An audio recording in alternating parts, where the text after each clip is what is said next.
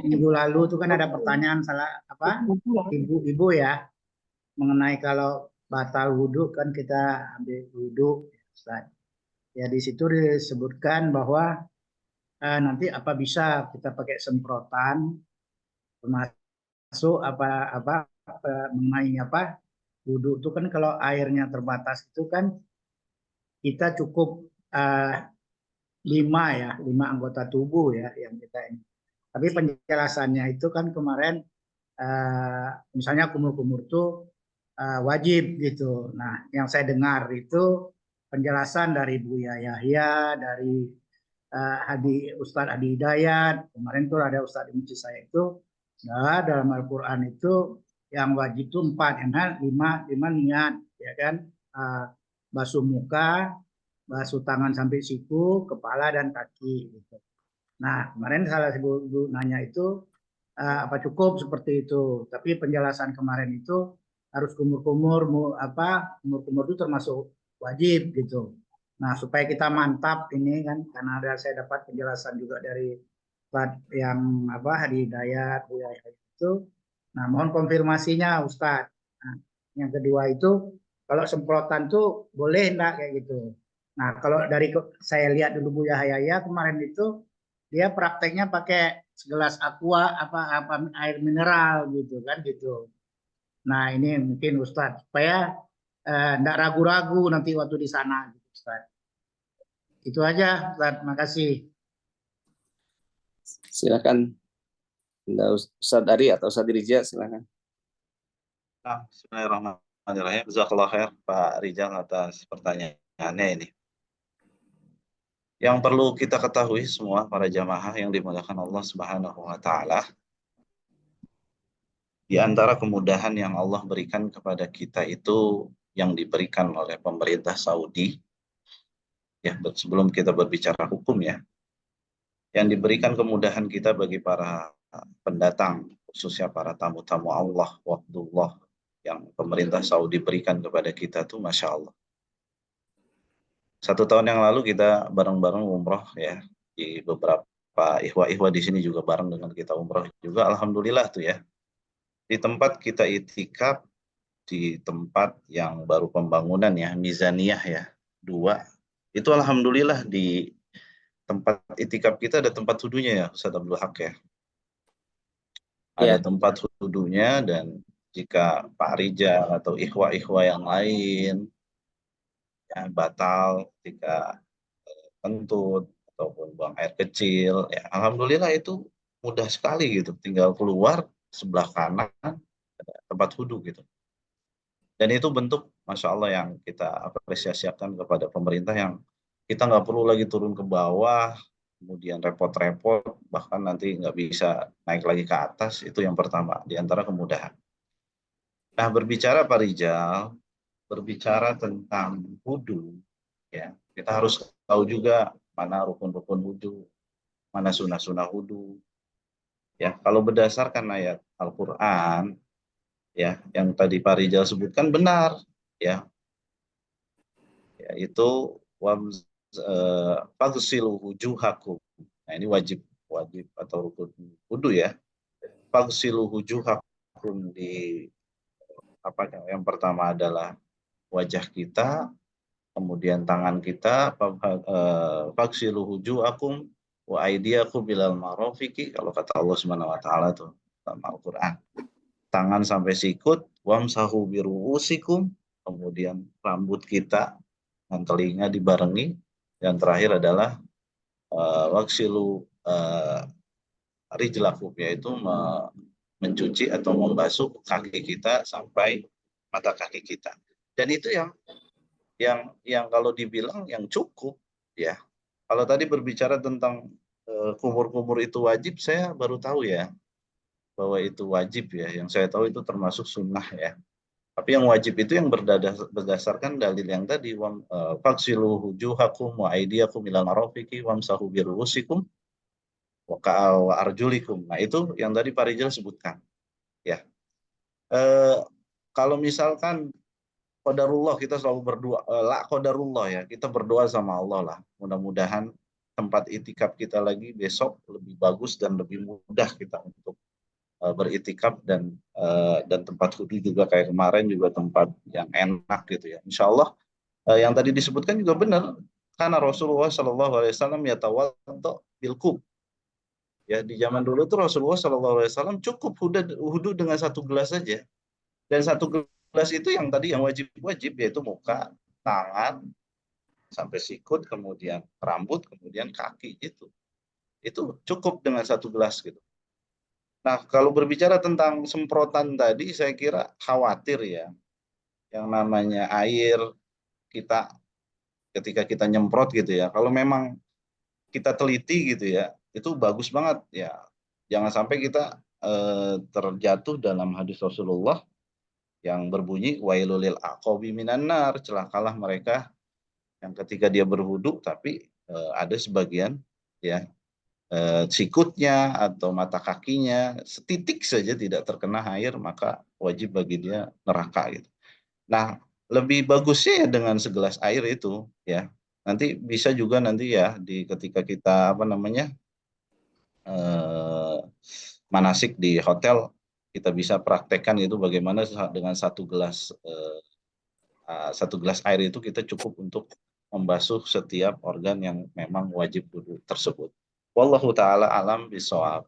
Maaf Ustaz, kemarin ada pertanyaan itu selalu Ibu, kalau kita tawaf, kalau mungkin kalau di tempat itikaf itu pada saat gitu. Iya, tawaf. siap. Ya Ustaz. Iya, tadi baru dengar Pak Rijal bilang tawaf ya. Saya kira itikaf ya. Gini Pak, ketika kita tawaf, kemudian kita berhadas kecil atau kentut. Nah, di sini Bapak dan Ibu harus paham. Disinilah bentuk bagaimana para ulama itu saling kalau dibilang saling tidak menyalahkan satu sama lain. Ada 3 pendapat dalam hal ini. Ketika kita tawaf, qadarullah kita berhadas kentut, misal. Nah, di sini ada 3 pendapat. Yang pertama tidak membatalkan tawaf kita. Ya. Yang pertama membatalkan tawaf kita balik lagi, atau kita berhenti dulu tawaf kita, kemudian kita wudu kembali. Itu pendapatnya Imam Syafi'i dan juga para mazhab Imam Syafi'i kebanyakan. Nah, yang kedua tidak membatalkan wudu. Ya, tidak membatalkan wudu. Dan yang ketiga ya, itu ada yang mengatakan bahwasanya itu menjadikan seseorang harus berwudu. Jadi pertengahan lah, ada yang mengatakan berwudu, ada yang tidak mengatakan wudu dengan sebab. Nah, tapi yang mohon maaf, saya di rumah ini ada suara musik. Mohon maaf Ustaz Abdullah. Ya, nggak kedengeran Ustaz. Ya. Nah, yang paling afdol kita mengambil jumhur ulama ya. Ketika kita berhadas ya, ketika kita tawaf kemudian berhadas kecil, maka kita dianjurkan dan lebih kehati-hatian kita harus berwudu kembali. Ya. Kita harus berwudu kembali. Ya. Jadi saya lebih condong kepada pendapat jumhur ulama, ketika kita berhadas kecil di dalam tawaf, maka kita dianjurkan untuk berwudu. Nah, berwudunya yaitu dia nanti secara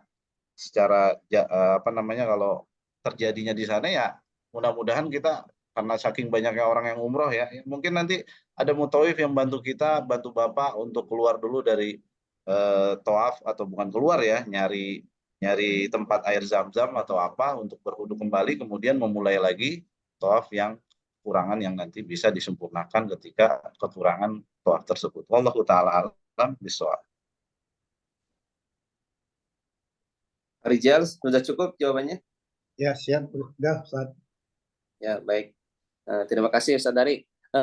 Kemudian silakan Pak Heru Yakin.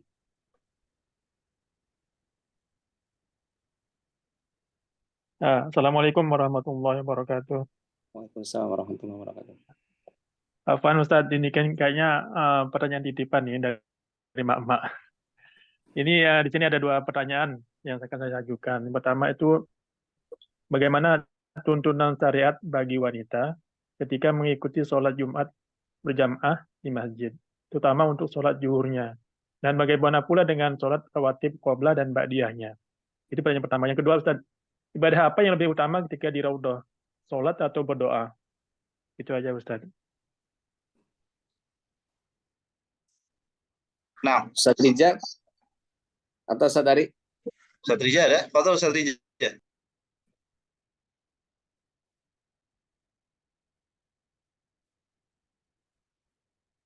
Ustaz. Baik. Afwan, suara sudah terdengar? Sudah. Baik. Wadih Ustazuna. Baik, bismillah, alhamdulillah, salatu wassalamu ala rasulillah wa ba'd. Afwan sebelumnya, agak terlambat masuk ke Zoom. Terkait pertanyaan yang ditanyakan tadi, terkait dengan sholat Jumat bagi wanita, ya. Maka perlu kami sampaikan bahwa hukum sholat Jumat itu wajib bagi laki-laki, ya. Jadi sholat Jumat itu sendiri hukumnya wajib bagi laki-laki. Adapun bagi wanita maka tidak wajib.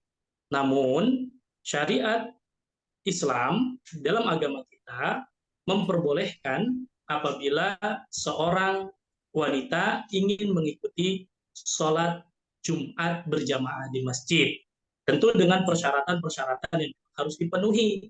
Ya, satu, tempatnya tentu terpisah antara laki-laki dan wanita. Yang kedua, hukum asalnya tempat sholat yang terbaik bagi wanita adalah di rumah. Maka boleh seorang wanita pergi ke masjid dengan syarat izin dari suaminya. Terlebih juga berkaitan dengan sholat Jumat. Maka kalau kita kasusnya saat ini di Masjidil Haram, mana yang terbaik? Ya, apakah ikut sholat Jumat atau di hotel saja? Maka dalam hal ini dikembalikan kepada masing-masing para jamaah, para umahat. Mau ikut sholat Jumat, silahkan. Kalau memang ingin mengambil faidah. Tetapi sekali lagi hukumnya tidak wajib. Ya, jadi kalau saran kami, karena sholat Jumat di Masjidil Haram itu cukup padat, ya, baiknya ibu-ibu ya di hotel saja. Itu kalau saran saya. Tetapi kalau memang, Ustaz, saya mau dapat faidah, saya mau dengar sholat berjumat di sana, saya pengen lihat kondisi sholat Jumat di Masjidil Haram, silahkan, gitu. Salah, ya, tidak masalah. Namun tidak wajib, ya. Kalau saya sih melihat tadi karena padatnya Masjidil Haram, apalagi di bulan Ramadan, ya, itu bisa di hotel saja. Kecuali Ustaz, saya sudah di tempat i'tikaf, gimana? Sudah, apa itu aja, salah, ya, apa salah? Duduk aja di tempat i'tikaf, mendengarkan khutbah Jumatnya. Loh Ustaz, kami sholatnya berapa rakaat, gitu kan? 2 rakaat atau 4 rakaat. Ya kalau ibu ikutnya sholat Jumat, ya sudah cukup 2 rakaat. Ya cukup 2 rakaat. Kemudian tadi pertanyaan kedua apa ya? Saya lupa lagi. Fuad. Qobliyah ba'diyah, Ustaz. Ya qoblah ba'diyahnya sama, ya. Qoblah ba'diyahnya sama. 2 rakaat, 2 rakaat. Itu aja ya tadi. Pak Khairul Yakin? Apa? Ya, silakan. Kalau tadi kan yang ini kebetulan kalau sholat Jumatnya itu Ustaz yang kebetulan pas kalau itikaf itu kan yang di sana gitu, yang anunya ibu-ibunya itu gimana? Itu yang lebih jadi Ya, pertanyaan tadi ditekatkan sekali Ustaz. Baik, kalau memang posisinya sedang i'tikaf, kan insya Allah tempat wanita sudah terpisah dengan tempat laki-laki, ya. Dan memang lebih baiknya kalau keluar pun akan mudorot juga, ya. Kalau keluar mudorot juga karena penuh. Misalkan balik ke hotel dulu, beres Jumatan, balik lagi, itu pun akan mudorot. Maka baiknya ikut sholat Jumat dengan para jamaah laki-laki karena memang sudah tempatnya terpisah. Insya Allah mudah-mudahan di tahun ini kita juga tempatnya masih tetap sama, ya, artinya di depan ikhwan, di belakang tempat akhwat, dan itu sudah terjaga, artinya akhwat tempatnya sendiri bersama jamaah akhwat, maka baiknya ikut saja sholat Jumat insya Allah. Kecuali pas paginya pulang dulu misalkan ke hotelnya. Nah, saran saya sih ya sudah di hotel saja dulu, kembalinya nanti setelah Jumatan untuk lebih kepada maslahat supaya tidak berdesak-desakan. Itu aja sih. Kalau sudah di tempat yang i'tikaf ikut saja sholat Jumat. Insya Allah jauh lebih manfaat. Afwan Ustaz, berarti disempurnakan sholat qoblah sama ba'diyahnya Ustaz ya? Ya, boleh sama. Ya, ada boleh ba'diyah zuhur ya, 2 rakaat, kemudian ba'diyahnya juga tidak masalah. Ada satu lagi pertanyaan belum dijawab Ustadz yang mengenai di apa raudah, baiknya Raudhah sholat ya. atau apa berdoa. Iya, baik. Terkait raudhah, ya, Nabi SAW mengatakan, ma baina baiti wa mimbari raudhatun min riyadil jannah. Ya, antara rumahku dan mimbarku ya adalah taman di antara taman-taman surga. Walaupun memang khilaf di antara para ulama apa yang dimaksud dengan taman-taman surga itu sendiri. Ada yang mengatakan yang dimaksud dengan taman di surga bahwa memang nanti ya bagian daripada raudhah itu adalah taman surga. Kemudian di antara pendapat yang lain juga bahwa raudhah itu nanti akan diangkat ya menjadi taman surga. Sebagian pendapat mengatakan bahwa yang dimaksud raudhah tersebut adalah tempat yang mustajab. Lalu mana yang bisa kita lakukan? Ya bagi mereka yang berpendapat bahwa raudhah itu adalah tempat yang mustajab, maka ya perbanyak doa kalau memang kita bisa doa di situ. Ya paling tidak kita sholat. Ya paling tidak kalau memang kita datang kemudian bertepatan dengan waktu sholat, ya kita sholat. Kalaupun tidak bertepatan dengan sholat yang wajib, ya minimal kita sholat tahiyatul al-masjid. Ya, kecuali memang dibatasi sekali waktunya, ya sudah di situ manfaatkan saja untuk memperbanyak doa kepada Allah Subhanahu wa Ta'ala. Kalau bisa dua-duanya dilakukan, sholat kemudian setelah itu berdoa, itu jauh lebih baik, insya Allah. Pada saat dulu. Kalau perempuan yang batasin. Baik, mungkin kita pindah ke kolom chat. Di sini ada pertanyaan dari Pak Tommy. Kita mulai puasa ikut pemerintah Indonesia atau Saudi karena idnya kita ikut Saudi, insya Allah. Saudari. Nanti Ustadz Riza bisa menambahkan, ini berkaitan dengan fatwa ini. Nah, Pak siapa yang bertanya ini? Pak Tommy, Pak Tommy. Ya, Pak Tommy, barakallahu fiik, Pak Tommy atas pertanyaan. Ala kulli hal, ya, ini yang perlu kita dalami dulu ya, biar kita sama serentak gitu, satu jalan yang kita tempuh bahwasanya puasa, Idul Fitri, itu semuanya kita kembalikan kepada pemerintah ya. Itu dulu yang poin yang pertama dulu. Ya. Bahwa yang menjadi tolak ukur adalah kita ngikut perintah pemerintah karena memang itu dasarnya dari Rasulullah Shallallahu Alaihi Wasallam. Ya, ketika itu ya, ini yang mudah-mudahan bisa dipahami semua ya. Jadi fenomena di negara kita ada yang Muhammadiyah, ada yang NU, itu bagi saya untuk sekarang kita lebih kepada dalil yang memang Rasulullah Shallallahu Alaihi Wasallam sampaikan buat kita semua. Nah, bagi Bapak dan Ibu yang dirahmati Allah Subhanahu wa Ta'ala, dalilnya jelas dari seorang sahabat yang bernama Ibnu Abbas. Bahwasanya tadi puasa kita, Idul Fitri kita, itu gimana pemerintah kita. Itu dalilnya dari seorang sahabat yang bernama Ibnu Umar radhiyallahu ta'ala anhu. Bahwasanya beliau mengatakan, taroni an-nasul hilal. Orang-orang melihat hilal. Fa akhbartu Rasulullah sallallahu alaihi wasallam. Kemudian Rasulullah, kemudian siapa nih? Ibnu Umar memberitahukan kepada Nabi Muhammad sallallahu alaihi wasallam. Kata Ibnu Umar, anni ra'aituhu, ya sesungguhnya saya melihat bulan atau hilal ya Rasulullah sallallahu alaihi wasallam. Maka Rasulullah sallallahu alaihi wasallam mengatakan, ya, fasomahu wa amaron nas bisiyamihi. Maka Rasulullah Shallallahu Alaihi Wasallam ketika mendapatkan obat dari Ibnu Umar dan orang-orang yang ketika itu melihat hilal, maka Rasulullah memerintahkan. Dari hadis ini bisa kita pahami bahwa ya bukan apa ya, bukan golongan-golongan yang kita ikuti, tapi memang ini perintahnya perintah Rasulullah. Yang ketika itu memang Rasulullah SAW sebagai kepala negara kaum muslimin di Madinah, bahkan seluruh Islam secara umum. Itu yang perlu saya beritahukan kepada Bapak dan Ibu. Bahkan alhamdulillah Ustadz Abdul Haq, Ibu Wiwin dari jamaah kita kelompok 2 tuh sering bertanya WA kita, Ustadz bertanya itu Masya Allah. Ini kayaknya Ustadz Abdul Haq atau Bu Rita bisa berikan apresiasinya kepada Bu Wiwin nih, Masya Allah. Nggak ada Bu Wiwin sekarang ya, tapi WA-nya itu selalu bertanya terus. Bahkan ada pertanyaan dari beliau, kalau suami saya Muhammadiyah, saya ikut pemerintah, itu gimana, saya ikut suami atau ikut pemerintah? saya juga bingung ya gitu kan.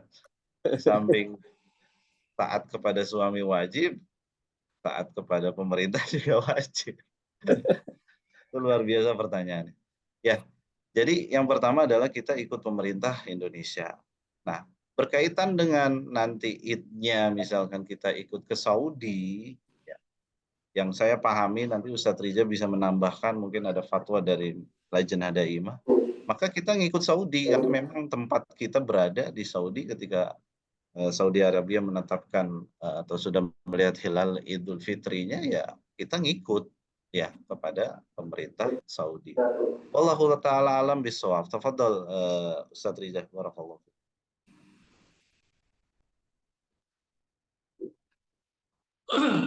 Sebetulnya sudah cukup ya apa yang dijawab oleh Ustadz Ari.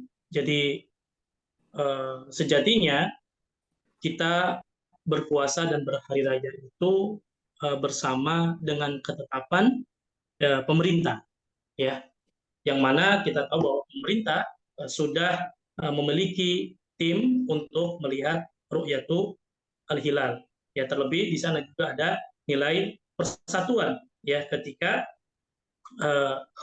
seseorang berpuasa dan berhari raya bersama dengan pemerintah, artinya bersama-sama kaum muslimin. Karena Nabi SAW mengatakan, as-sawmu yawma tasumun, wal fitru yawma tuftirun, wal adha yawma tudhahun. Ya, berpuasalah ya pada hari di mana orang-orang berpuasa, ya, dan berbukalah, maksudnya berhari rayalah pada hari di mana orang-orang juga berbuka, dan beridul adha ketika orang-orang menyembelih sembelihan. Ya, dengan dalil ini bahwa kalaupun kita memang akan berangkat umroh dan akan berhari raya di Saudi, maka tentu awal puasanya kita mengikuti apa yang sudah ditetapkan oleh pemerintah kita. Ya, nah nanti pas Idul Adhanya, karena kita posisinya sudah di Saudi Arabia, maka kita mengikuti ya hari di mana penduduk sekitar juga sedang melaksanakan Idul Fitri. Ya, nah, mungkin paling pertanyaannya adalah bagaimana kalau sekiranya kurang dari 29 hari misalkan. Nah, itu permasalahan lain. Sebagian para ulama mengatakan sisa yang 1 harinya boleh diqadha, ya. Boleh diqadha. Intinya kita berpuasa saat ini mengikuti ketetapan yang ditetapkan pemerintah, pas kita nanti di Saudi sholat Idul Fitri mengikuti ketetapan pemerintah Saudi Arabia. Wallahu ta'ala. Jazakallah khair kepada Ustadz Ari dan Ustadz Riza atas jawabannya. Kemudian pertanyaan berikutnya dari Ibu Titi. Ustadz mau tanya, dalam kondisi berihram, kalau sebelum umroh sudah check-in hotel, kemudian memperbaharui wudhu, apakah menampakkan aurat di hadapan teman satu kamar, seperti melepaskan kaos kaki dan jilbab diperkenankan?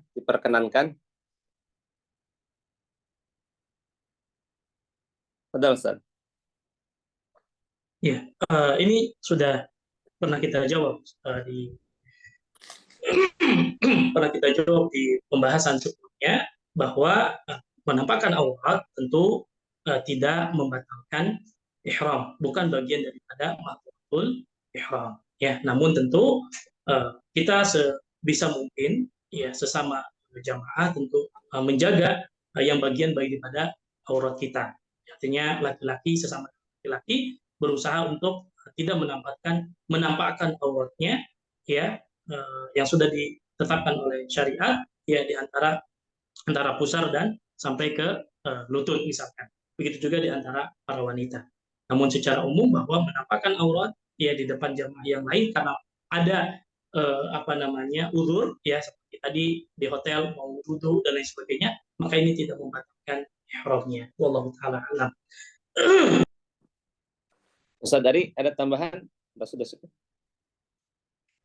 Cukup Ustaz. Masya Ya, Allah. baik. Kemudian pertanyaan selanjutnya dari Pak Didik, ya ini terkait teknis ini. Di hotel Makkah apakah ada kulkasnya?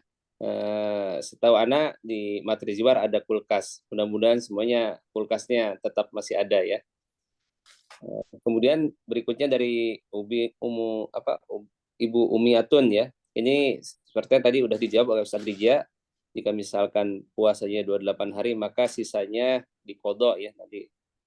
Ibu Umiatun ya sudah dijawab tadi sama Ustaz Rija. Kemudian Ibu Nadria Tanius bertanya, Ustadz kalau sedang haid apakah boleh ikut i'tikaf di masjid? Ini juga sebenarnya udah ditanyakan ya sebelum-sebelumnya. Silakan Ustadz Ari. Iya. Ada riwayat dari sahabi ya, ibunda kita Aisyah radhiyallahu taala anha ya, bahwasanya beliau mengatakan kunna mu'takifat. Dulu para wanita itu melakukan i'tikaf. Idza hadana amara Rasulullah sallallahu alaihi wasallam. Kemudian apabila mereka haid, Rasulullah sallallahu alaihi wasallam memerintahkan untuk keluar dari masjid. Ya. Jadi berhukum kepada hukum ini ya asalnya ya memang harus keluar dari masjid karena memang kita harus bersuci ketika memasuki masjid. Nah yang jadi masalah terkadang wanita kalau memang nggak bisa i'tikaf ya harus di luar juga. Di luar ya. Saran sih kalau bisa ya kita memang ya kalau pengen mengikuti Rasulullah banget gitu ya diharuskan ya keluar dari masjid. Cuma terkadang ya itu dia kefadilahan waktu ya, yang dimana waktu i'tikaf kita di Masjidil Haram tapi kita ada di hotel, itu sangat disayangkan. Tapi ada juga loh Bu ya, maksudnya ibu atau akhwatnya jamaah akhwat, banyak cara lah untuk kita bisa menjeda haid kita dengan minum obat gitu ya. Ya, bisa minum obat yang bisa menjedakkan waktu haid kita, yaitu sebagian ulama juga mengatakan boleh-boleh saja gitu. Ya, mudah-mudahan semuanya juga bisa i'tikaf semua khususnya bagi akhwat ya. Ya jika la qadarullah memang kita akhwat di sana haid, ya fattaqullah mastata'tum gitu. Kalau memang ya tadi yang asalnya ya keluar dari masjid apa yang diperintahkan oleh Rasulullah SAW. Mungkin ada ziyadah dari Ustaz Ridha, tafadhol Mas.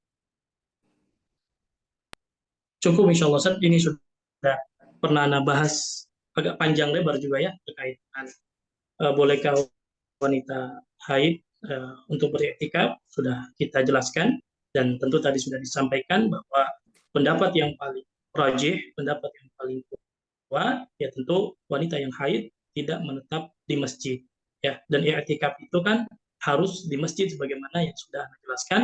Allah Subhanahu wa taala berfirman wala tubashiruhunna wa antum aqifuna fil masajid ya, dan janganlah ya kalian mempergauli para wanita sedangkan kalian sedang beriktikaf di masjid ya, karena i'tikaf itu harus di masjid.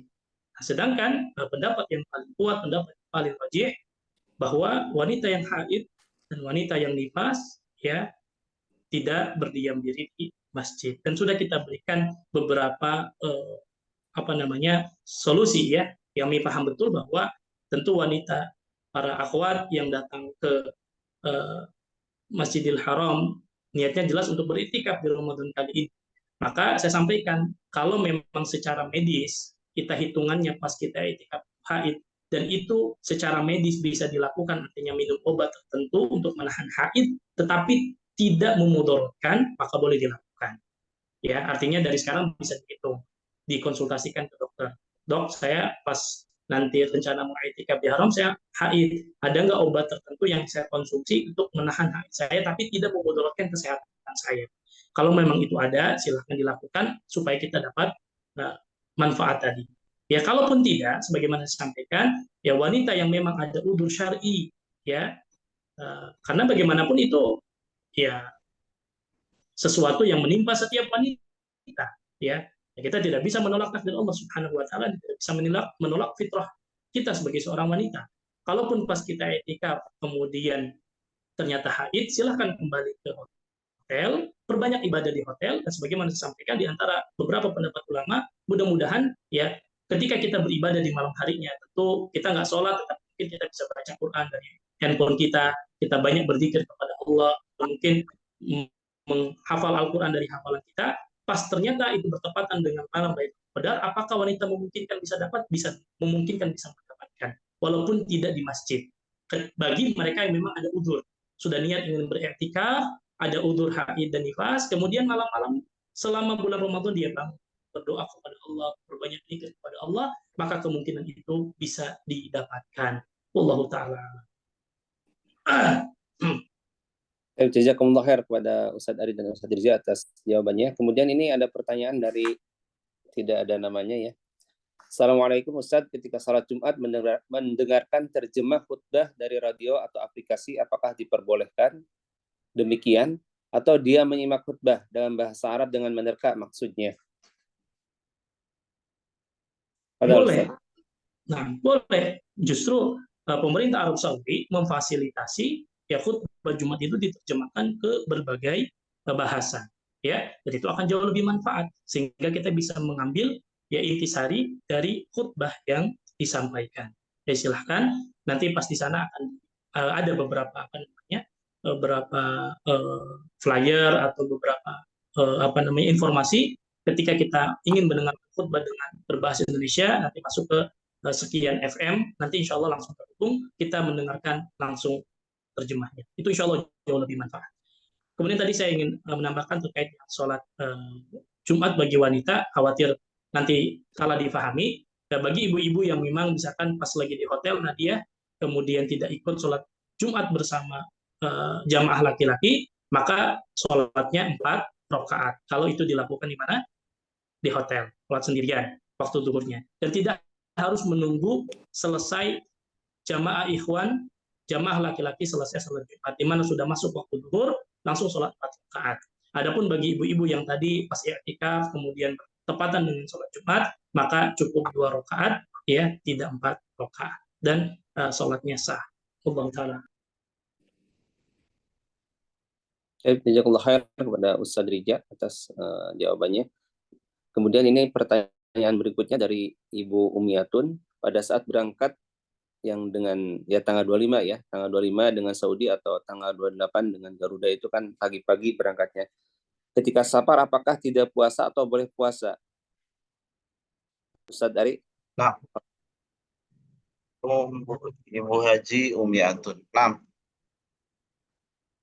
hakikatnya yang harus kita ketahui di antara bentuk kasih sayang Allah Subhanahu wa taala ketika memberikan perintah, ya pasti di situ ada istata'tum, yang dia bisa, ya.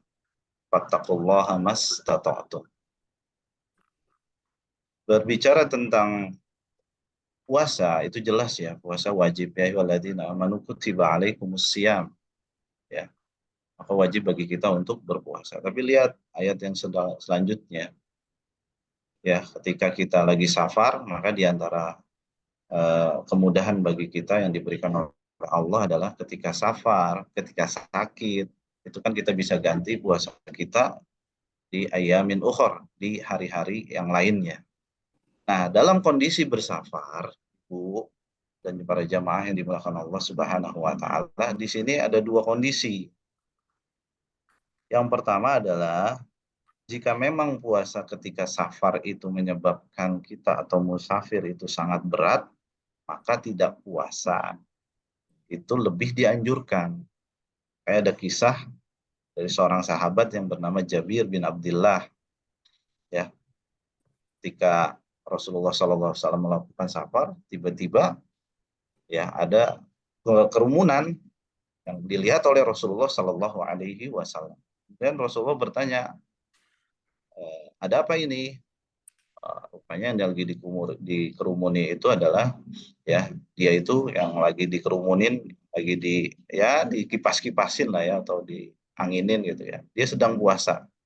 Akhirnya kata Rasulullah Shallallahu Alaihi Wasallam, laisa minal bir an as-saumu fis safar. Bukan termasuk kebaikan ketika berpuasa ketika safar. Nah, ini kondisi yang pertama. Jadi jika puasa ibu atau bapak nanti ketika safar, perjalanan kita kan panjang ya. 8 sampai 9 jam ya. Dilihat kondisi, kalau kondisi pertama ini memang ibu dan bapak merasa berat, maka tidak puasa lebih dianjurkan. Nah, ada kondisi yang kedua ya, yaitu puasa yang dilakukan ketika safar kemudian tidak terlalu memberatkan bagi dia dan tidak menyebabkan dia lemah juga, bahkan sampai tidak mengganggu aktivitasnya. Maka dalam hal ini ada dua kondisi. Yang pertama, puasa dia lebih afdol dia berpuasa. Ya, pendapat jumhur ulama, kalau memang dia itu kuat, kemudian tidak lemah, kemudian aktivitas yang lain juga seger, ya, maka dianjurkan dia untuk melanjutkan puasa. Ya, hanya dalam ayat Al-Quran kan walitukmilul iddah, dan agar kalian sempurnakan bilangan puasa. Ya, 30 hari, 29 hari. Dan ada di mana kondisi yang kedua, yaitu membatalkan puasa lebih afdol. Ya, kalau seandainya yang tadi, ya, safarnya memberatkan, safarnya membuat lelah, atau ya ibu dan bapak bisa tahu kondisi lah masing-masing lah ya. Jangan sampai dipaksakan nanti safar, yes, di pesawat puasa, kemudian sampai sana la qadarullah ya gitu, berharap semuanya pada sehat semuanya di sini, baik berangkat maupun pulangnya. Ya, qadarullah dipaksain puasa, akhirnya sampai sana sakit.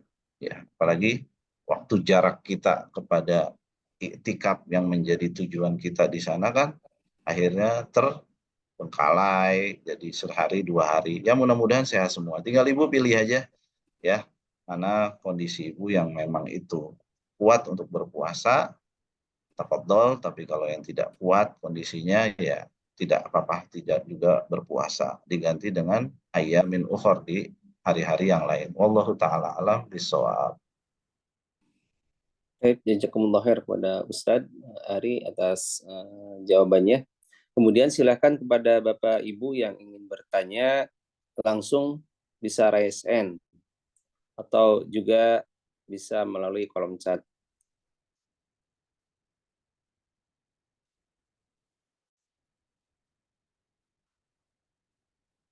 Bapak Ibu ada yang ditanyakan kembali atau tidak? Sudah cukup? Cukup, saat kayaknya udah malam juga kali. Ini silakan Bu Nazria.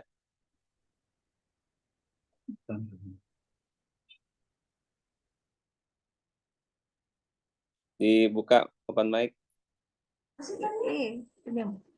Assalamualaikum warahmatullahi wabarakatuh, Ustaz. Maaf, ini saya masih ingin bertanya seputar haid karena ada rasa khawatir dan takut masih ada yang kurang jelas gitu. Misalnya kita sudah berusaha, ya kan, untuk mengatur semuanya, qadarullahnya, tapi tidak sesuai dengan harapan. Jadi misalnya tetap terjadi haid, tapi ketika berangkat itu saya dalam pertengahan masa haid. Nah, waktu itu saya sudah pernah bertanya, karena saya ini rombongan yang ketiga, jadi yang langsung umroh. Jadi waktu itu katanya nanti tetap bisa ikut mikot di Yalamlam dan berihram di sana. Begitu ya Ustadz, kalau tidak salah. Nah, ya. Kemudian setelah sampainya di Mekah, karena kondisinya haid, tapi tidak ikut umroh, tapi sudah mikot. Kalau pengertian saya, kalau sudah mikot berarti kondisi berihram. Nah, Tapi kalau tidak ikut umroh, berarti tinggal di hotel.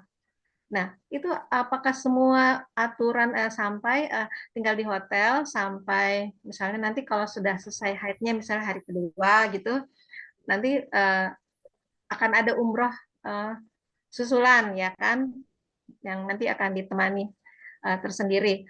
Tapi apakah itu ihramnya itu tetap berlanjut walaupun keadaan haid atau tidak? Karena maksudnya khawatir nanti karena berpikirnya ini kan haid ya, tidak umroh, jadi melakukan hal-hal pembatal ihram seperti itu. Jadi maksudnya pemahamannya itu seperti apa? Nah, kalau saya pernah juga lihat di YouTube ada penjelasan ustadz lain, katanya kalau umroh itu yang tidak boleh hanyalah tawafnya, karena tawaf itu sama seperti sholat. Tapi sedangkan yang lainnya, sa'i dan lain-lain katanya tetap boleh. Jadi yang nanti yang disusulkan adalah tawafnya saja. Atau bagaimana Ustadz? Atau semuanya tidak, ulang lagi mikot dari misalnya mikot lagi dari mana itu saya lupa. Terus Tan'im, terus baru umroh lagi secara sempurna. Itu baik, mungkin sudah ditangkap pertanyaan dari Bu Nazria, sudah ditangkap. Ya, dan kaitannya dengan itu kalau boleh misalnya masuk sa'i berarti boleh masuk masjid dong gitu maksudnya. Maaf Ustaz. Ya kan, Ustaz Riza, ya, karena ini rombongannya Ustaz Riza ini. Ya. Assalamualaikum warahmatullahi wabarakatuh. Waalaikumsalam warahmatullahi wabarakatuh. Dengan Ibu siapa tadi? Nazria. Iya. Baik. Apa yang tadi dijelaskan oleh Ibu benar. Jadi kalau ternyata pas berangkat umroh kita nanti tanggal 29 Ibu dalam keadaan haid, maka nanti pas dari hotel, pasti kita di Hotel Anara, itu Ibu tetap mandi seperti mandi akan ihram, kemudian tentu akan berbalut dan lain sebagainya. Nah, nanti betul yang disampaikan bahwa ketika nanti sampai di miqat, maka Ibu ikut berihram. Ya, ikut berihram. Ya. Setelah ikut berihram, maka kalau yang lain melaksanakan kewajibannya, ya, yaitu tawaf, kemudian setelah itu dilanjutkan dengan sa'i, maka Ibu nanti di hotel tetap, kemudian seluruh pembatal atau mahdhuratul ihram itu masih berlaku sampai Ibu selesai tahallul. Artinya walaupun Ibu dalam keadaan haid tidak bisa ikut tawaf, ya, maka seluruh pembatal atau larangan-larangan ihram itu tetap berlaku. Berarti selama haid itu, kalaupun Ibu mau mandi misalkan tidak menggunakan sabun yang ada wangi-wangian dan lain sebagainya yang berkaitan dengan mahdhuratul ihram sampai Ibu selesai tahallul. Kemudian tadi ditanyakan apakah hanya tawaf saja sedangkan sa'inya boleh. Dan ini sebagaimana pernah saya jelaskan juga, di sini ada dua pendapat. Sebagian pendapat mengatakan ya hanya cukup ihramnya saja. Adapun tawaf dan sa'inya tidak perlu. Kemudian pendapat yang kedua mengatakan yang tidak boleh hanya tawafnya saja. Adapun sa'inya boleh, karena Nabi mengatakan at-tawafu mislu shalah illa annakum tatakallamuna fi. Tawaf itu seperti sholat. Artinya ketika tawaf itu harus dalam keadaan suci. Orang haid tidak boleh tawaf. Seperti tadi yang ditanyakan juga, kalau kita kentut wudu batal, pendapat yang paling rajih itu wudu dulu baru kembali lagi bertawaf. Ya. Lalu mana pendapat yang kuat? Wallahu ta'ala alam. Kalau saya ditanyakan kepada saya pribadi, saya lebih condong kepada pendapat bahwa bagi mereka yang haid, ya hanya boleh ihramnya saja. Adapun tawaf dan sa'inya lebih baik ditunda nanti berbarengan. Kalau sudah suci, tawaf, lanjutkan dengan sa'i, kemudian baru tahallul. Ya. Wallahu ta'ala alam. Jazakallah khair kepada Ustaz Riza atas pertanyaan. Bu Nazria masih ada yang ditanyakan atau sudah cukup? Ustaz, saya boleh nanya lagi Ustaz? Sudah cukup sebenarnya. Ya, baik. Tat. Iya, Pak Rijal. Pak Rijal, silakan Pak Rijal. Ya, Pak. Saya mau tanya tambahan ini.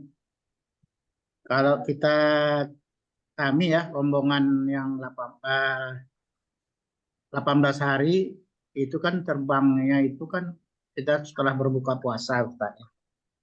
Ya, jadi nanti saya mau menanyakan itu kan nanti kemungkinan apa subuh di atas pesawat atau di Jeddah gitu. Saya belum tahu kan gitu.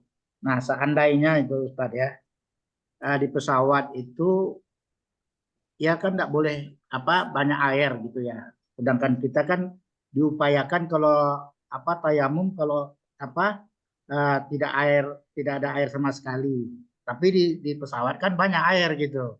Nah, yang pertama, yang kedua bisa kalau memang boleh kalau kita harus tayamum di belakang tempat duduk atau saya pernah lihat waktu tahun lalu itu orang bertayamum ambil debunya di lantai pesawat gitu, di lantai ya. Nah, ini gimana Ustadz? Yang selanjutnya saya ini mau nanya yang kedua, nanti kalau kita di itikaf di Masjidil Haram, kalau kita dari ndak full dari suruk ya, dari suruk mungkin kita istirahat ke hotel ya, mungkin jam-jam 9 atau jam 10 kita balik gitu kan untuk sholat zuhur. Nah, itu niat dari awal itu seperti apa kita? Apa setiap hari harus niat atau kita ulangin untuk mantapkan aja Ustaz? Terima kasih. Mungkin tadi yang itinerary terlebih dahulu ya, terkait itinerary yang 18 hari kemudian yang 16 dan 17 hari itu sama karena penerbangannya sama. Dari Jakarta itu akan terbang jam 19.05. Jadi jam 7:05 pada maghrib ya sudah terbang menuju Jeddah dan sampai Jeddah itu sekitar jam 00:05. 01:05. Kemudian itu kan ada proses imigrasi, ada proses bagasi segala inilah biasanya cukup lama. Nah, kemungkinan sholat subuh itu kita akan laksanakan di perjalanan atau di Makkah. Di Makkah tapi tidak di Masjidil Haram sepertinya, tidak akan tahun lalu ya. Pengalaman kita ya akhirnya mampir cari masjid untuk melaksanakan sholat subuh seperti itu. Jadi kemungkinan sholat subuh di perjalanan. Itu saja mungkin, dan untuk sahurnya ya insya Allah nanti kita siapkan ada makan untuk sahurnya nanti insya Allah disiapkan. Tambahan sedikit Ustadz, mungkin sambil ini supaya nanti bisa dijawab sekaligus. Di kita itu dalam perjalanan malam itu kita sebaiknya ikut taraweh sholat taraweh atau karena kita safar nggak taraweh karena kan kondisi di pesawat gitu cukup ramai. Mana yang lebih baik Ustaz? Ya silakan Saudara aja. Banyak pertanyaannya. Baik. Terkait yang ditanyakan tadi terkait perjalanan ya, karena kita nanti terbangnya tadi setelah maghrib, maka nanti insya Allah kita setelah proses imigrasi kita nanti di ruang tunggu sampai take off pesawat, maka insya Allah kita buka puasa. Setelah buka puasa nanti kita sholat maghrib langsung. Nah, ini sebetulnya Masya Allah keuntungan kita di berangkat setelah maghrib kemudian sampai di sana itu pertengahan malam atau jam sekitar jam 12 sampai atau jam 1 jam 2. Nah, nanti kita di bandara sholat maghrib sekaligus kita jamak dengan sholat isya. Ya, betul. Kalau mudah-mudahan waktunya cukup ya. Nah, nanti kita jamak qashar, kita sholat maghrib 3 rakaat ditambah sholat isya 2 rakaat. Sehingga kita nanti masuk ke pesawat ya sudah tidak perlu lagi sholat isya. Kecuali kalau memang waktunya sangat mepet sekali. Ya kita hanya cukup untuk sholat maghrib saja di ruang tunggu. Maka kita sholat maghrib, ya nanti sholat isyanya boleh di atas pesawat.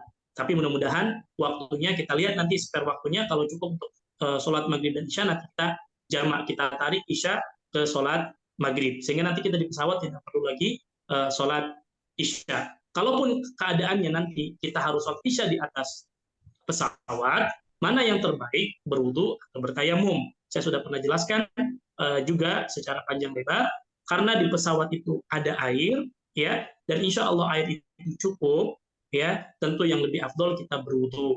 Karena kapan kita dibolehkan bertayamum? Ketika memang tidak didapati air, ya, inda ta'adzur istiqmal al-ma, ketika ya ada uzur tidak adanya air.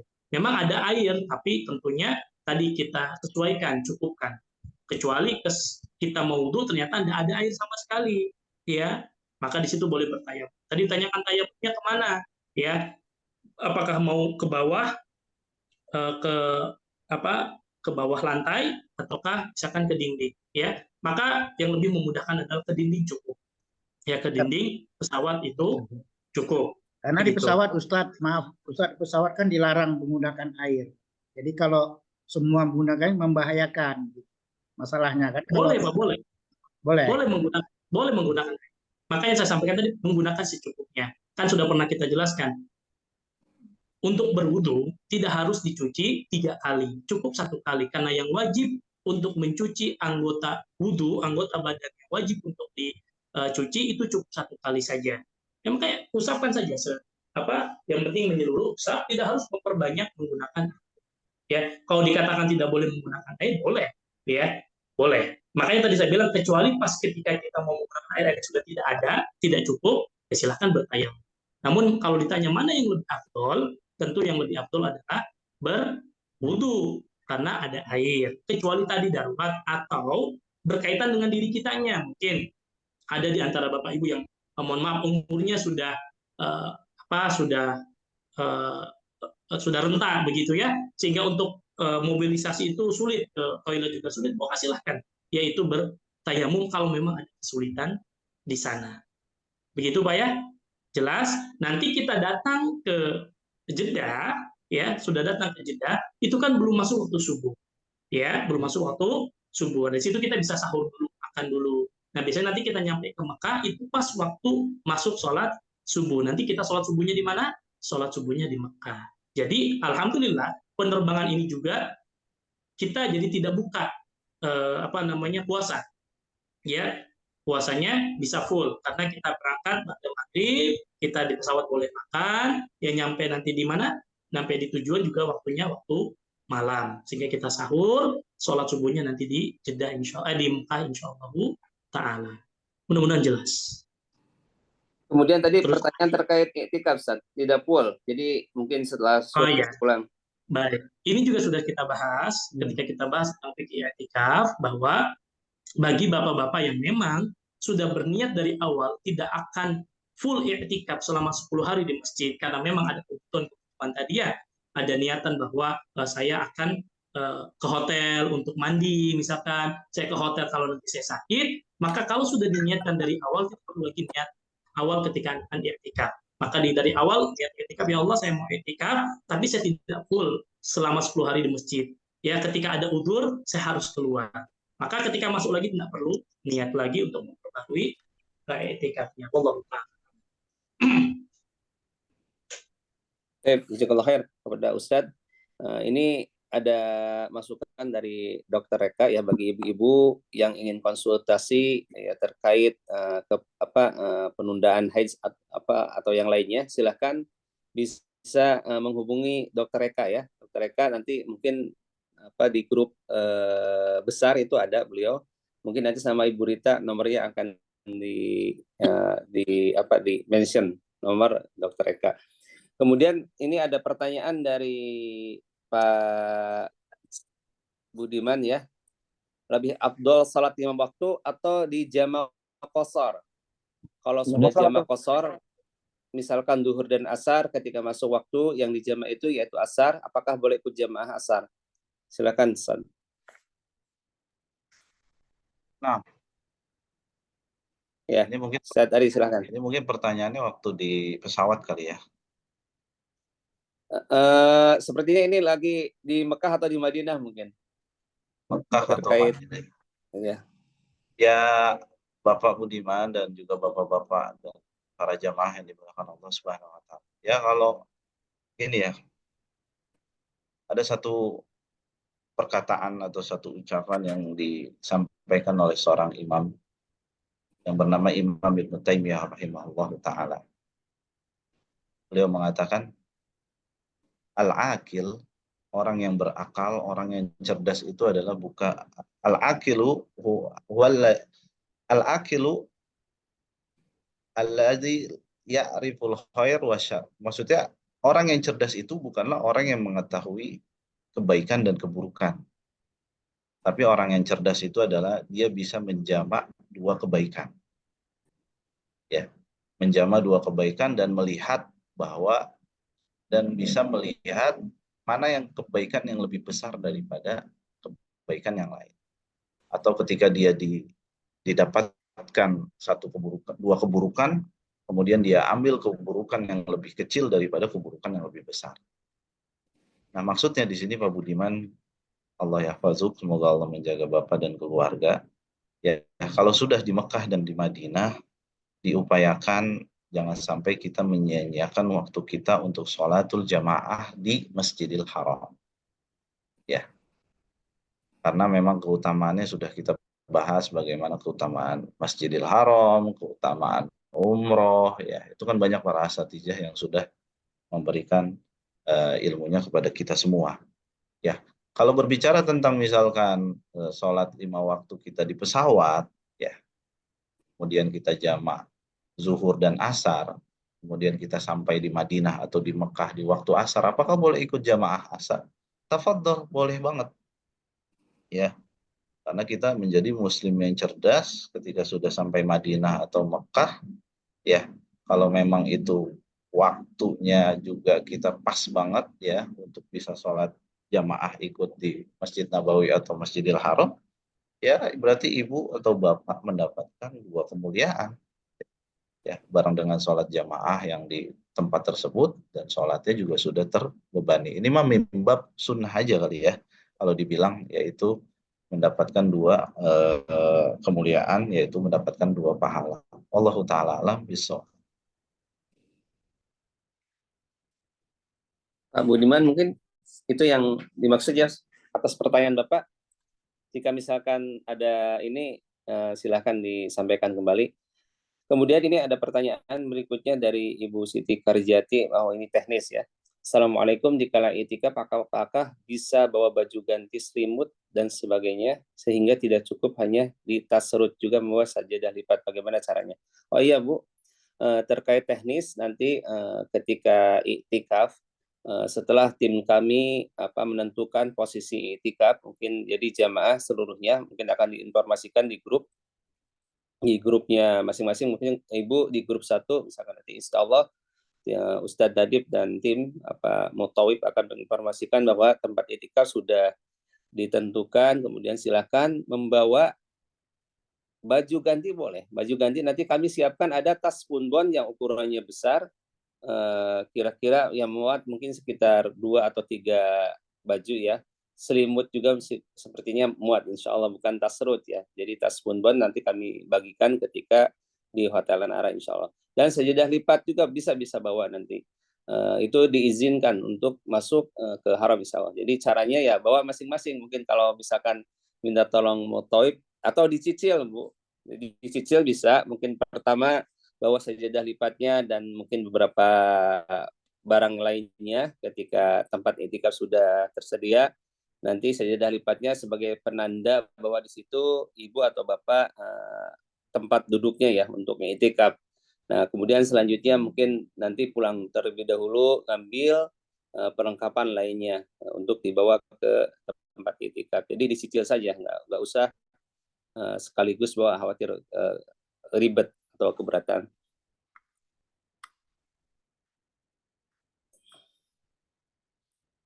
Kemudian dari Ibu Musliana, Assalamualaikum. Ustadz, bagi wanita yang berihram di pesawat, setelah sampai di Makkah ke hotel dulu menyimpan koper dan sebagainya, apakah boleh mengganti pakaian ihram? Silakan Ustadz Dirja. Boleh. Ya.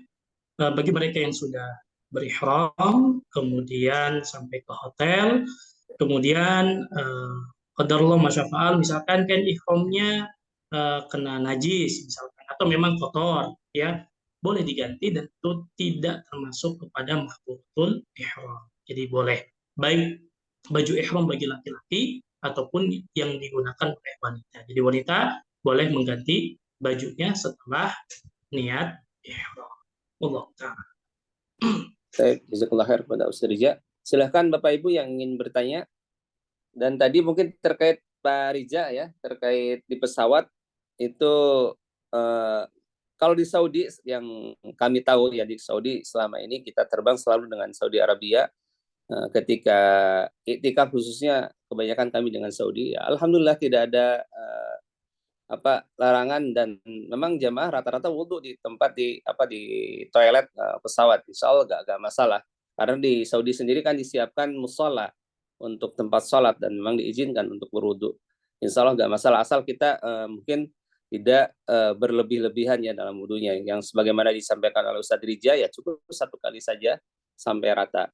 Kemudian juga mungkin teknisnya, mungkin ketika naik pesawat kita sudah berwudu dari sebelum kita terbang, dan kita mungkin pakai, bagi bapak-bapak pakai kaos kaki, atau ibu juga ya pakai kaos kaki, mungkin nanti tinggal diusap kaos kakinya biar memudahkan ini. Kemudian ini ada pertanyaan dari Pak Didik. Ustadz, dalam pelaksanaan nantinya dibolehkan jika ingin pindah tempat? Oh boleh Pak, ini teknis ya, silakan.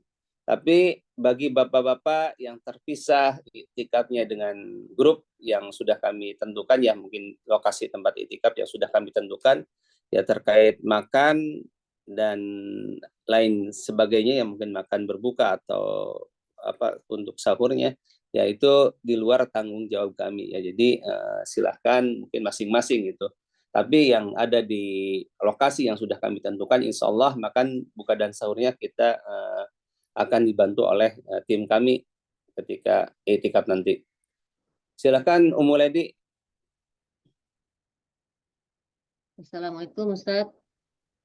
Waalaikumsalam. Izin bertanya, nanti kan waktu kita iktikaf ya, waktu malam itu seandainya mau ke hamam untuk buang air kecil itu, dengar-dengar katanya nggak bisa masuk lagi, apa benar?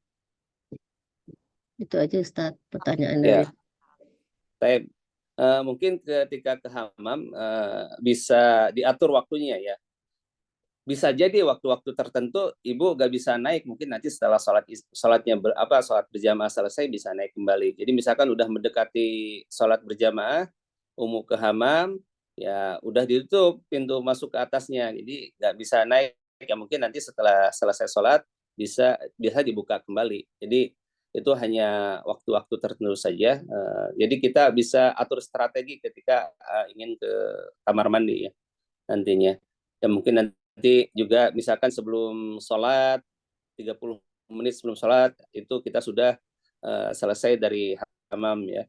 Jadi insya Allah itu mempermudahlah kita, dan juga mengatur mungkin strategi minum kita seperti apa, mungkin bisa ditanyakan nanti sama dokter Reka ya, terkait minum yang efektif yang tidak menimbulkan kita banyak ke hamam.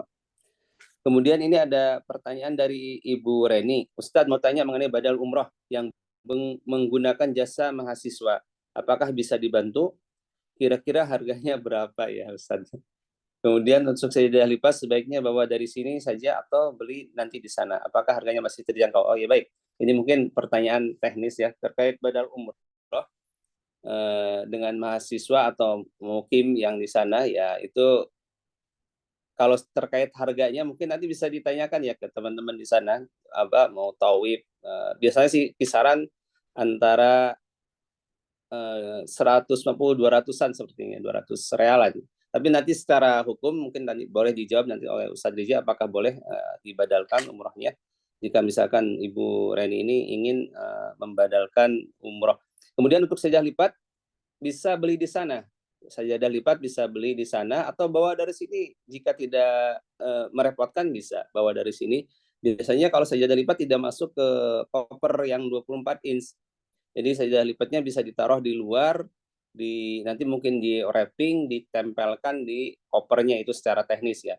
Dan juga bisa beli di sana sekitar 30 real ya, 30 realan, 30, 33, 34 seperti itu. Jadi harga sajadah lipat. Dan insya Allah di sepanjang hotel dekat di hotel kita menginap ya di Mekah itu banyak pertokoan, karena di daerah Misbalah itu banyak sekali pertokoan yang ada di sana.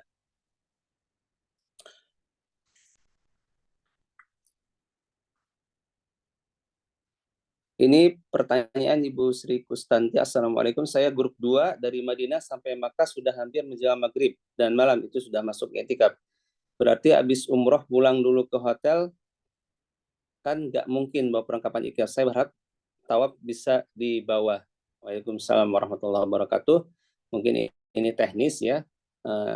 Jika qadarullah tidak bisa di bawah, ya mungkin harus di atas. Tapi mudah-mudahan kita diberikan kemudahan oleh Allah Subhanahu wa taala. Tahun yang lalu pengalaman kami ya, tahun yang lalu ya mungkin grup Ustadz Riza juga ya, grup Ustadz Riza malah. Tahun lalu itu kita setelah sholat subuh kemudian sampai Mekah pagi-pagi, kita berpikir tidak akan bisa tawaf di bawah ya, di pelataran Ka'bah. Qadarullah pas kita akan tawaf hujan, turun hujan.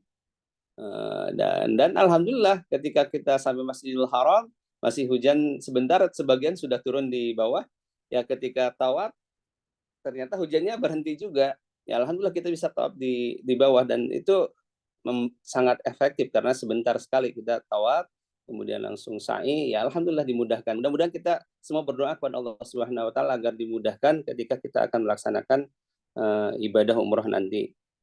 Mudah-mudahan bisa tawaf di bawah semuanya. Ini habis terkait teknis ya untuk i'tikaf, teknis i'tikaf. Jika memang kondisinya capek, lelah, ya silakan istirahat terlebih dahulu. Ya istirahat dulu, mungkin karena setelah tawaf jangan dipaksakan, khawatirnya malah tambah ngedrop. Jadi jika nanti habis tawaf, habis umroh capek, lelah, karena habis dari Madinah ya maghrib misalkan baru sampai ke Makkah, kemudian tawaf, setelah tawaf harus kembali lagi ke tempat i'tikaf karena waktu itu sudah masuk malam i'tikaf ya, malam pertama i'tikaf. Maka silahkan istirahat jika memang kondisi badan sudah tidak memungkinkan untuk bisa langsung ke haram kembali. Jadi itu bisa diperkirakan oleh kita masing-masing terkait teknisnya. Ini dari Ibu Meli. Apakah nanti tempat i'tikaf harus khusus travel BHS atau bercampur dengan jamaah lain? Dan tempat i'tikaf ikhwan dan akhwat apakah hijabnya tinggi sehingga mungkinkah akhwat untuk membuka cadarnya? Baik, jadi ini kita sebetulnya tidak punya kewenangan menentukan tempat i'tikaf kita sendiri. Tidak. Jadi kita hanya memplot ya lokasi yang ada di masjid perluasan, dan kita insya Allah akan ditentukan di second mezanin di masjid perluasan tersebut. Dan untuk ikhwan itu nanti posisinya karena di gedung yang baru itu ada 3 sekat, ada 3 lokal lah kalau kelas ya. Jadi yang depan, tengah, kemudian belakang. Nah kita yang ikhwannya itu posisinya di tengah, dan itu campur dengan jamaah lain. Bisa jadi campur dengan jamaah, kemungkinan besar ya memang campur dengan jamaah lain, tapi ya kita akan memplot ya lama-lama. Biasanya kita sudah plot pertama di malam pertama, misalkan di sore asar itu tanggal 30 Maret atau 20 Ramadan, jamaah sudah mulai menempati tempat i'tikaf ya, dicicil mungkin ada berapa orang, lama-lama nanti insya Allah grup kita bisa istirahat duduk atau i'tikaf di tempat tersebut bareng-bareng, dan ini campur dengan jamaah lain. Sehingga dan akhwat pun juga di belakang mungkin kalau buka hijab ya, buka cadar itu karena di sana ada petugas biasanya petugas mungkin kebersihan, ada askar juga yang suka lalu lalang. Jadi nggak bisa juga mungkin buka cadar ini mungkin harus perlu diperhatikan juga. Jika misalkan di situ ada askar atau ada petugas kebersihan ya mungkin ya petugas jam-jam yang ngangkat-ngangkat itu ya, biasanya seperti itu. Jadi tetap masuk ke tempat akhwat. Tapi secara ini kalau jamaah ikhwan nggak bisa, jamaah ikhwan yang bukan petugas tidak bisa ke tempat akhwat karena di situ ketat sekali dijagain oleh askar biasanya.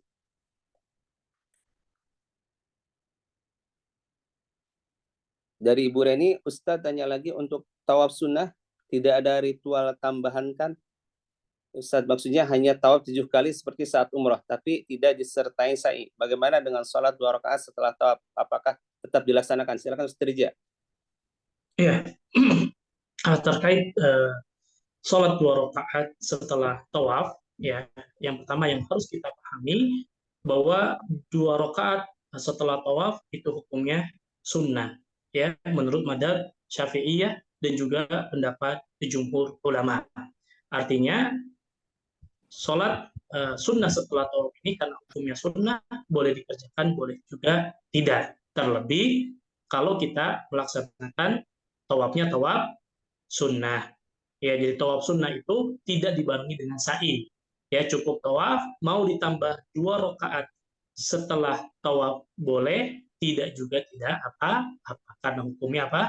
Sunnah. Jadi kalau memang ada kesempatan setelah tawaf kita bisa sholat 2 rakaat di belakang makam Ibrahim atau di posisi manapun yang penting di belakang makam Ibrahim, maka silahkan lakukan.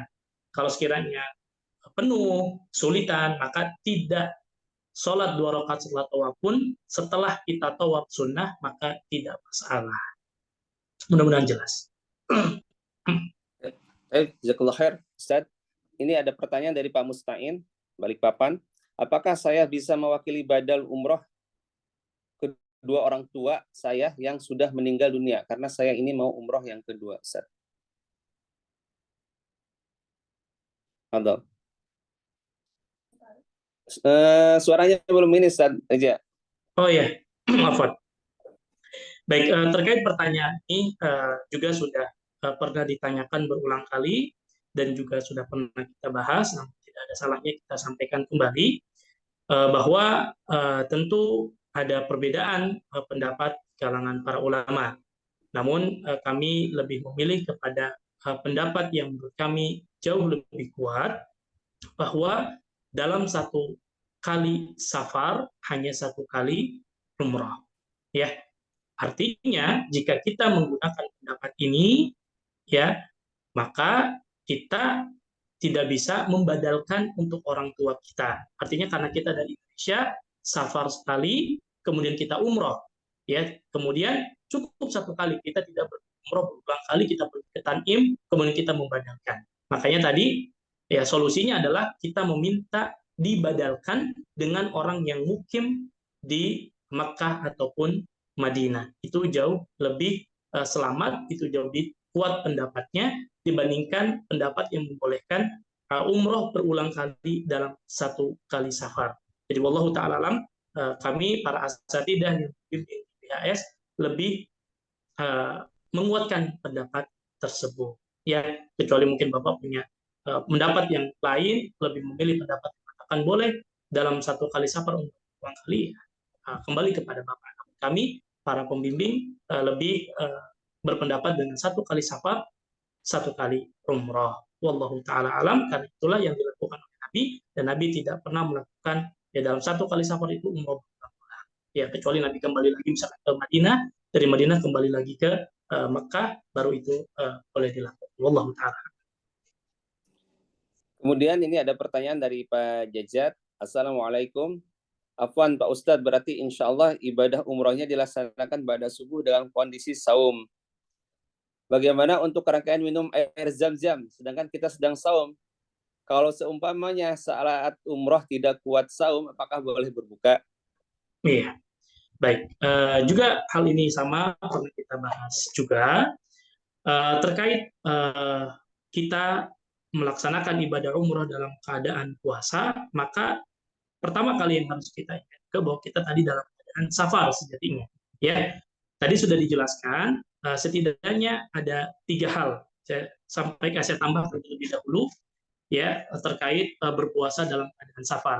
Para ulama menjelaskan yang pertama, jika kita safar ya dan menurut kita puasa tidak membahayakan diri kita, artinya kita biasa saja, maka kata ulama yang lebih afdol kita berpuasa.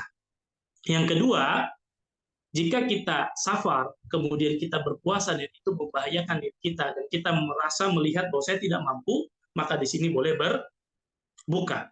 Pendapat yang ketiga adalah ketika kita bersafar dan kita dalam keadaan berpuasa, dan itu dapat membahayakan dan membinasakan diri kita, ya pada akhirnya misalkan tadi sampai kita sakit, ya sampai kita betul-betul kelelahan, maka haram hukumnya dia berpuasa. Nah, maka dia harus berbuka.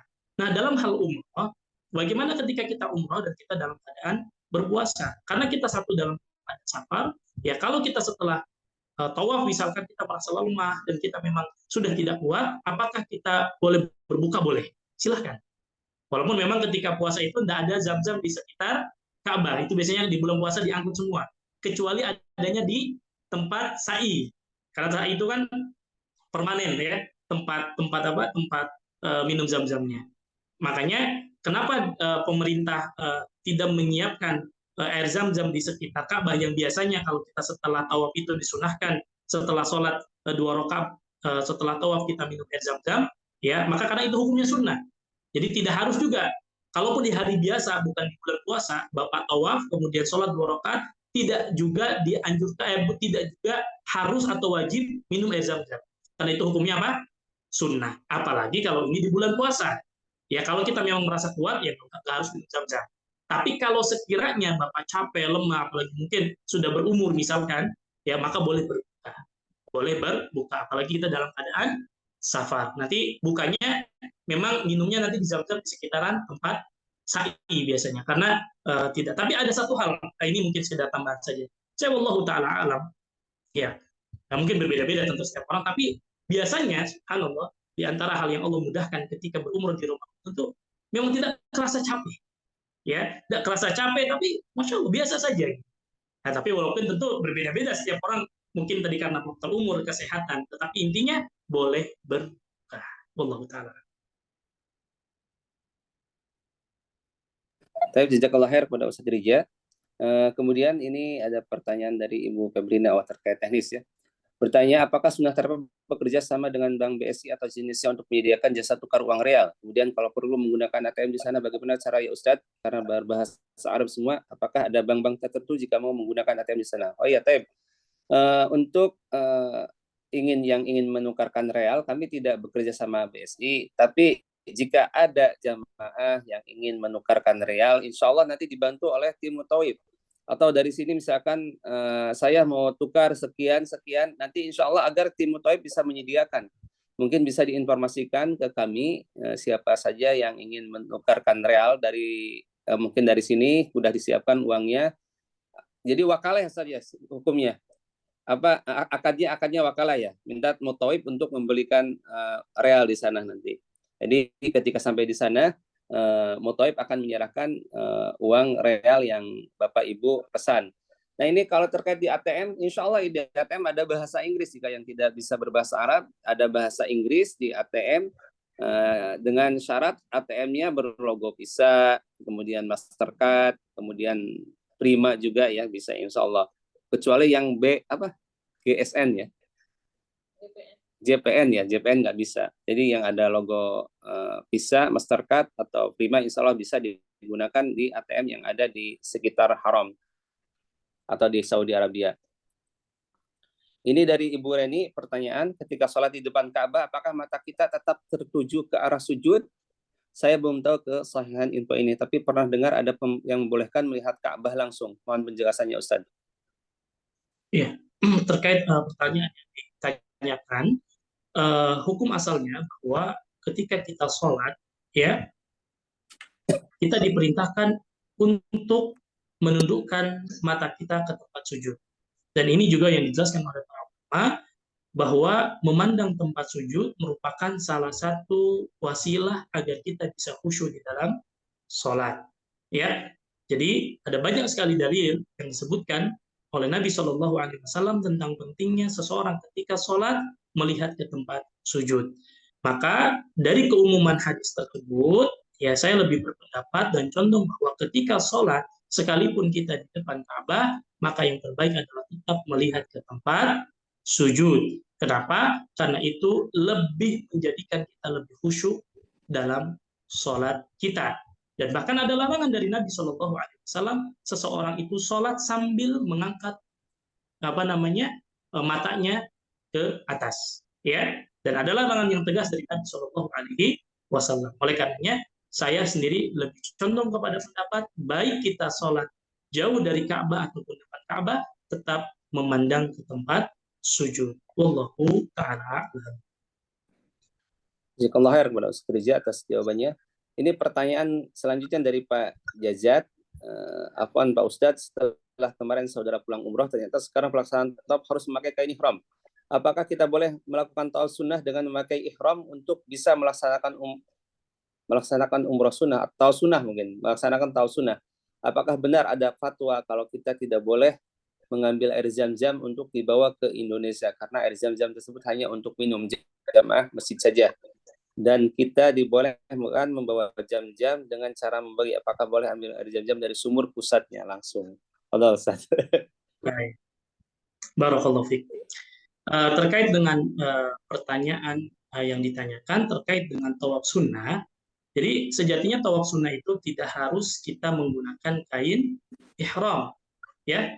Yang penting aurat kita tertutup. Sebagaimana saya ulang-ulang bahwa tawaf itu sama seperti sholat. Yang membedakan itu kita boleh berbicara ketika tawaf.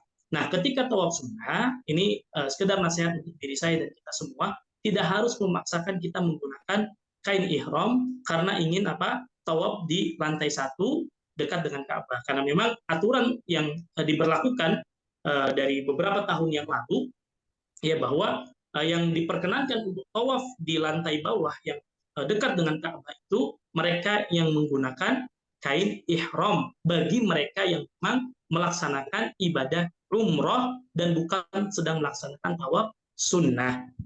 Maka saran saya, kalau kita mau sekedar tawaf sunnah, tidak harus memaksakan kita menggunakan kain ihram. Ya, kita mau pakai jubah, pakai baju koko, pakai sarung, tidak masalah.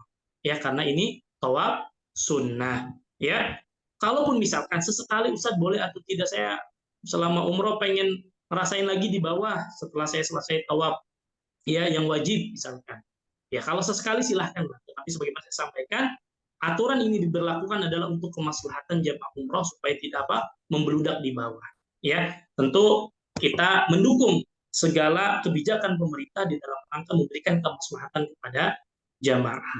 Itu yang perlu kita perhatikan. Terkait dengan air zam-zam, ya memang betul bahwa air zam-zam ini sejatinya kan diwakafkan kepada kaum muslimin, tujuannya untuk diminum, ya, digunakan oleh kaum muslimin yang sedang melaksanakan ibadah umroh ataupun bagi penduduk sekitar, baik di kota Mekah ataupun di kota Madinah. Kalau kita sekedar mengambil air zam-zam di botol, kemudian kita bawa ke hotel untuk minum kita, saya rasa tidak masalah. Ya, tidak masalah. Boleh, karena untuk kita manfaatkan. Ya. Nah, sebetulnya larangan tidak boleh membawa air zam-zam sendiri, artinya kita bukan membelinya, ya, kita ambil dari haram, kita masukkan ke botol, itu lebih kepada untuk kemaslahatan saya. Kenapa untuk kemaslahatan? Karena kan ini wakaf untuk kaum muslimin, ya, untuk kaum muslimin yang sedang melaksanakan ibadah umroh ataupun untuk warga sekitar. Artinya kalau setiap orang ngambil banyak kemudian bawa ke negaranya, selain ini juga secara aturan maskapai tidak boleh, ya, kemudian juga mungkin akan lebih banyak mudaratnya, lebih ke arah sana, ya. Adapun boleh nggak kita ngambil air zam-zam dibawa diminum di hotel atau mungkin kita kumpulkan untuk beberapa hari, ya, sebenarnya silahkan saja. Bahkan dulu kami ketika kami masih tinggal di Madinah, ya, kami itu setiap, saya lupa hari apa, itu warga sekitar boleh ngambil air zam-zam sebanyak-banyaknya, ya. Jadi boleh ngambil, kita pakai galon, ya, kemudian kita bawa ke asrama ketika kami masih kuliah, itu dibolehkan, ya. Kemudian terkait dengan bolehkah kami ngambil air zam-zam ke sumbernya langsung? Tidak perlu ke sumbernya langsung. Semua air zam-zam yang ada di Makkah dan Madinah itu semua dari sumbernya, dialirkan langsung, ya, semuanya dari sumbernya. Jadi tidak ada istilahnya zam-zam yang tidak dari sumbernya, semuanya dari sumbernya. Bahkan yang dari Madinah sendiri, yang di Madinah sendiri itu dibawa langsung, ya, dengan menggunakan apa, mobil-mobil tangki itu, ya, dari Mekah langsung. Jadi insya Allah baik yang di Mekah dan Madinah semua sumbernya sama, ya, semua sumbernya sama. Tidak perlu Bapak capek-capek ke sumbernya langsung ngambil, ya, karena sumbernya langsung juga sudah tertutup sumurnya karena sudah menggunakan apa, alat yang dialirkan ke tempat penyimpanan air Zam-Zam. Allah Ta'ala. Kemudian sedikit mungkin tambahannya, yang terbaik memang kalau kita bawa ke Indonesia untuk kemaslahatan kita ya cukupkan dengan yang memang difasilitasi oleh travel. Nanti kan setiap jamaah insya Allah dapat sekitar yang 5 liter ya, kalau tidak salah. Insya Allah dapat. Ya, itu jauh lebih masalah. Kecuali mungkin Bapak, saya mau coba-coba Ustaz. Ya, kalau coba-coba dibuang itu yang jadi masalah nanti. Gitu ya. Karena beberapa kemarin grup kami sempat juga ya ada dimasukkan ke koper ternyata lolos. Kopernya nggak nyampe. Ya, yang aman malah di private, dimasukkan ke dus, kemudian aman. Ya, wallahu taala. Jazakallah khair, Ustaz. Ini pertanyaan dari Ibu Imas, apakah kalau masuk Raudhah masih harus pakai tasreh? Apakah sudah dapat kita? Ada pengalaman tasreh kami nggak keluar sehingga nggak bisa ke Raudhah. Syukran. Terkait tasreh ke Raudhah, memang difasilitasi oleh pihak muasasah dari visa ya, dari visa, jadi di satu paket dengan visa. Jadi yang akan mengeluarkan tasreh tersebut adalah pihak visa dari muasasah visa, perusahaan visa di sana. Tasreh ini akan keluar nanti ketika sudah mendekati, biasanya sudah sampai Madinah baru keluar tasrehnya. Jadi nggak bisa keluar dari saat ini, sekarang ini nggak bisa. Jadi tasreh itu baru akan keluar setelah kita ada di Madinah. Biasa dikeluarkan oleh mereka setelah kita ada di Madinah. Kemudian apakah kita bisa apply tasreh sendiri? Bisa. Kita bisa apply tasreh melalui aplikasi Nusuk. Jadi silahkan Bapak Ibu yang ingin apply bisa tasreh sendiri untuk masuk ke Raudhah, bisa diinstal aplikasi Nusuk. Nanti mungkin ketika akan berangkat dilihat, diperhatikan apakah sudah tersedia atau belum izin untuk masuk ke Raudhah di tanggal yang kita inginkan. Misalkan Ibu Imas ini kan berangkat tanggal 25 Maret, maka waktu yang memungkinkan untuk apply tasreh di aplikasi Nusuk ya dari tanggal malam 26, 25 ya, malam 26, malam 27, kemudian malam 28, tanggal 28 pagi sudah berangkat ke Mekah. Jadi silakan dicoba-coba saja, diperhatikan terus, dimonitor ya untuk tasreh Raudhahnya di aplikasi Nusuk, karena biasanya di aplikasi Nusuk pun juga waktunya tidak bisa jauh-jauh hari, baru bisa kira-kira mungkin misalkan tanggal 26 ya mungkin sekitar 3 hari atau 2 hari sebelum itu bisa kita apply di aplikasi. Jadi nggak bisa jauh-jauh hari kita booking dari sekarang, karena masuk ke Raudhah kan gratis ya, tasrehnya itu gratis, jadi berebut biasanya. Itu Ibu. Ada lagi Bapak Ibu yang ingin ditanyakan?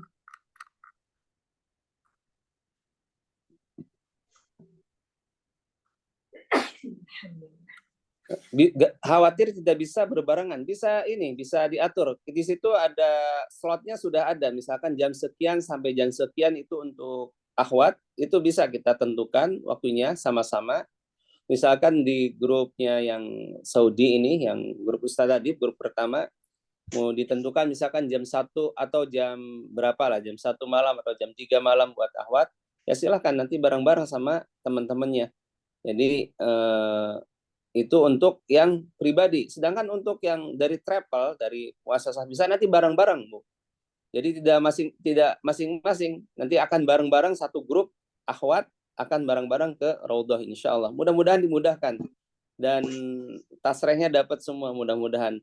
Karena urusan masuk ke Raudhah ini memang rezeki ya, rezeki masing-masing. Kami di bulan Desember kemarin, qadarullah yang akhwat ya nggak keluar tasrehnya. Tasrehnya keluar ketika kita lagi di Mekah. Sudah di Madinah yang akhwatnya nggak dapat tasreh. Jadi akhirnya kita cari ada yang menyiapkan memang harus beli jadinya. Jadi kita harus beli tasreh. Ya kita yang akhwatnya beli tasreh, alhamdulillah bisa masuk semua. Namun yang ikhwannya, qadarullah ketika kita akan ziarah sekitar Masjid Nabawi, diinformasikan dari muasasah bahwa bisa masuk gak? Udah siap gak kalau kita masuk raudhah sekarang? Bisa. Kebetulan waktu itu hari Jumat jam 10 lah, jam 10-an. Ya kita dapat tasreh itu bisa sampai selesai Jumatan kita di dalam raudhah dari jam 11 sampai jam 1 lewat lah kita di raudhah, lama sekali. Itu mungkin itu kemudahan dari Allah Subhanahu wa taala. Jadi untuk ke raudhah ini ya kita berdoa saja mudah-mudahan jamaah semua bisa masuk ke raudhah. Dan tahun kemarin qadarullah yang Syawal ke Madinah, raudhahnya tidak ditutup, tidak ada yang bisa masuk ke raudhah ya. Mudah-mudahan Syawal tahun ini dibuka kembali ya untuk bisa masuk ke raudhah. Dan juga bagi yang grup yang udah ketika Ramadan nanti duluan ke Madinah bisa masuk juga ke raudhah. Semoga dimudahkan. Dan juga mungkin yaitu opsi lainnya ya silahkan aplikasi nusuknya diinstal, kemudian nanti dicoba-coba untuk daftar untuk apply untuk dapat tasreh raudhah secara mandiri.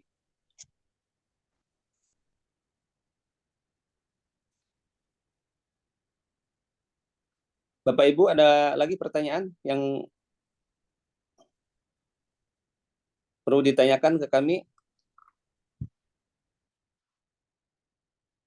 Jika tidak ada, mungkin silakan Ustadz Ari atau Ustadz Riza memberikan ini penutup bagi jamaah semuanya. Ustadz Ari terlebih dulu ya. Saya nggak ada kali Ustadz ya, Ustadz Riza kali. Ustadz Riza, Ustadz Riza. Baik, kaum muslimin yang semoga dimuliakan Allah Subhanahu wa taala. Tidak banyak yang ingin saya sampaikan di akhir dari pertemuan ini, namun tentu saya mengingatkan diri saya pribadi dan kita semua, tentu perkara penting yang harus kita minta kepada Allah Subhanahu wa taala ya saat ini sebelum kita bertemu dengan bulan Ramadan ya, satu, kita perbanyak doa kepada Allah agar kita dipertemukan dengan bulan Ramadan. Yang kedua, minta kepada Allah bukan hanya sekedar kita dipertemukan dengan bulan Ramadan, tetapi yang terpenting adalah kita diberikan kesehatan, diberikan taufik oleh Allah Subhanahu wa taala untuk memaksimalkan ketaatan kita di bulan Ramadan. Terlebih saat nanti kita berangkat umroh i'tikaf. Ya, karena sekali lagi perlu kita pahami bahwa kita berangkat ke sana ini ibadah. Dan yang akan memperlancar ibadah kita adalah sejauh mana ya kebersihan hati-hati kita. Karena perlu kita pahami bahwa yang menghalangi semangat kita untuk beribadah, penyebab yang menghalangi kita tidak mendapatkan kemuliaan di bulan Ramadan, penyebab terbesar kita tidak mendapatkan kemuliaan pada malam Lailatul Qadar karena mungkin banyaknya dosa dan maksiat yang belum kita tobati.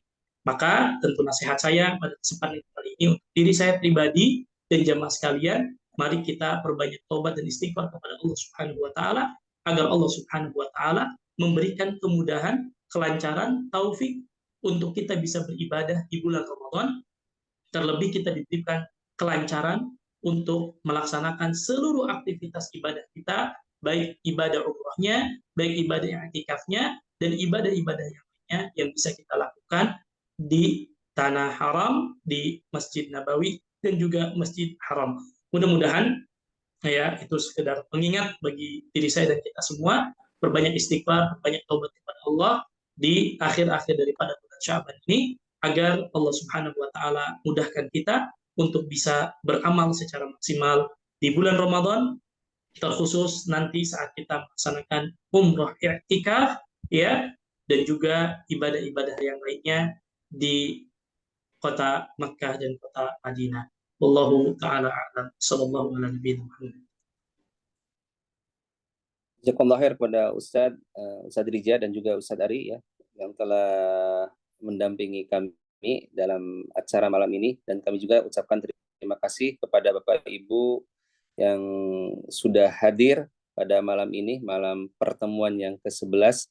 Mudah-mudahan Allah Subhanahu wa taala memberikan kemudahan, kelancaran, kesehatan bagi kita semua sehingga kita semua bisa melaksanakan ibadah yang maksimal di Haramain dan kita mendapatkan kemudahan. Mungkin karena sudah larut, kita cukupkan sekian, kita tutup dengan doa kafaratul majelis. Subhanakallahumma wa bihamdika asyhadu an la ilaha illa anta astaghfiruka wa atubu ilaik. Assalamualaikum warahmatullahi wabarakatuh. Waalaikumsalam warahmatullahi wabarakatuh. Syukran, Ustaz.